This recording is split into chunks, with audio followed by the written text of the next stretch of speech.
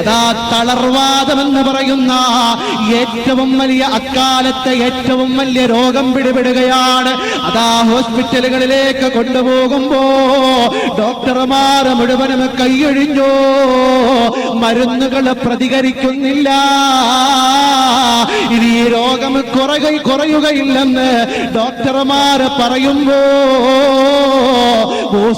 ഇമാം അവിടുന്ന് തളർന്നില്ല. അവിടുന്ന് വന്നിരുന്നു കൊണ്ട് എഴുതുകയാണ്,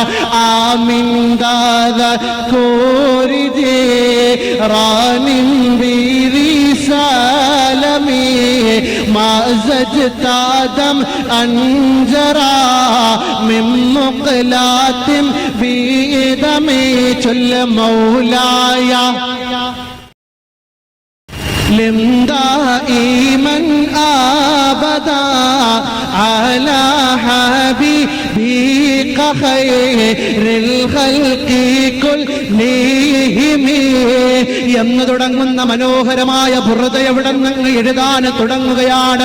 ഡോക്ടർമാർ മുഴുവനും കൈയൊഴിഞ്ഞ മരുന്നുകളെ പ്രതികരിക്കുകയില്ലെന്ന് വൈദ്യശാസ്ത്രവും ഡോക്ടർമാരും വിധി എഴുതിയെങ്കിൽ അതാ അങ്ങനെ മുത്തനബി തങ്ങളുടെ ബുർദ എഴുതിക്കൊണ്ടിരിക്കുമ്പോ അതാ ബൂസൂരി ഇമാം അവിടെ നിന്ന് ഉറങ്ങിപ്പോവുകയാ.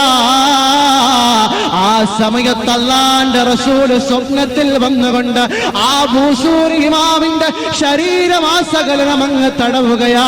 ഡോക്ടർമാർ വിധിയെഴുതിയ അക്കാലഘട്ടത്തിലെ ഏറ്റവും വലിയ രോഗമായിരുന്ന തളർവാദം എന്ന് പറയുന്ന ആ രോഗം പൂർണ്ണമായങ്ങ് ശമനപ്പെടുകയാ. കാരണം എന്തെന്നറിയോ? അല്ലാഹുവിന്റെ റസൂലിനോടുള്ള അടങ്ങാത്ത അലകടൽ പോലുള്ള പ്രണയമാണ്.